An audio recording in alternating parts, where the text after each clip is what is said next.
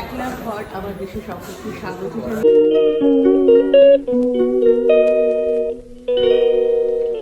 আজকে আমি আমার ভিডিও শুরু করছি। দেখো সকালটা কি সুন্দর লাগছে দেখতে।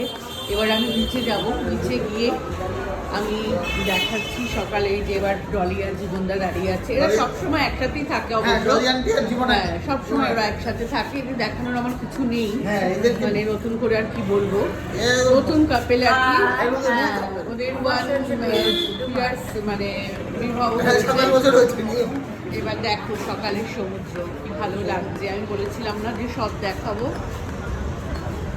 এবার আমরা একটু চা খেতে যাচ্ছি, চলো চাটা অবশ্যই শেয়ার করবো। আমরা যখনই দিল্লিতে আসি এখানে চা খাই। এবারে ও আমাদের ঠিক মনে রেখেছে, নামটা আমিও ঠিক ভুলে গেছি, দেখাচ্ছি দেখো।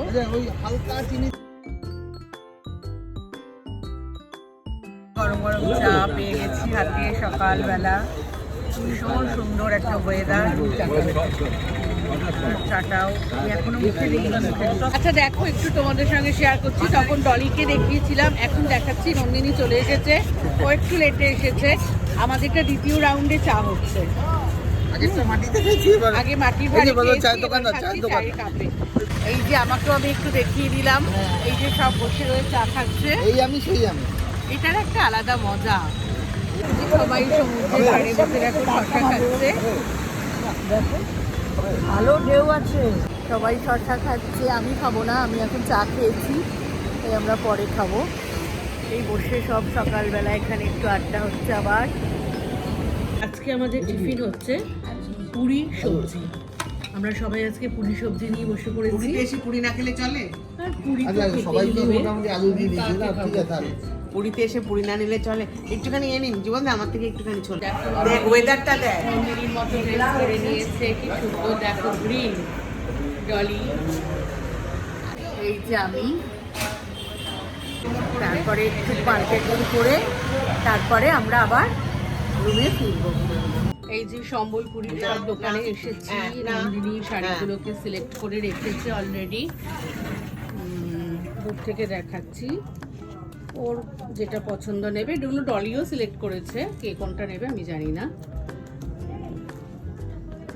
এই যে ডলি দেখছে সমস্ত পিস। ডাব খাচ্ছি, সমুদ্রের পাড়ে আসবো, ডাব খাবো না এটা হয়? এই জন্য একটু ডাব কাটিয়ে সব খাচ্ছি। আর তার থেকে বড় কথা শ্বাসটাও খাচ্ছি তার ভেতরে, খুব ভালো খেতে লাগে। এখন আর সেরকম ওখানে তো কলকাতার দিকে পাই না, পাই হয়তো সেই ইচ্ছেটা হয় না, কিন্তু সমুদ্রের পাড়ে আসলে ইচ্ছেটাও হয়। এই যে দেখো শ্বাসটা পরে খাবো।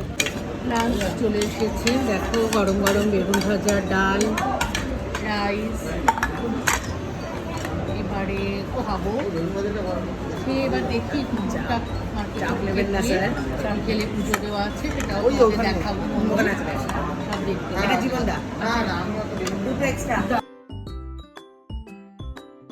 দেখো জগন্নাথ দেবের মন্দির। আমরা পুরীর মন্দিরে চলে এসেছি পুজো দিতে। আমরা রাতে পুজো দিচ্ছি, কেন সকালে পুজো হয়, এই জন্য রাতে আমাদের মশাই বললেন যে পুরো মন্দিরটা খুব সুন্দর করে দেখানো যাবে এবং বাবার মূর্তিটাও দেখানো যাবে। তাই জন্য আমরা রাত্রে আসলাম পুজো দিতে। দেখো অসাধারণ মন্দিরটাকে করেছে। তোমরা যারা পুরীতে অনেক দিন আসো না, তাদের দেখে খুব ভালো লাগবে মন্দিরটা।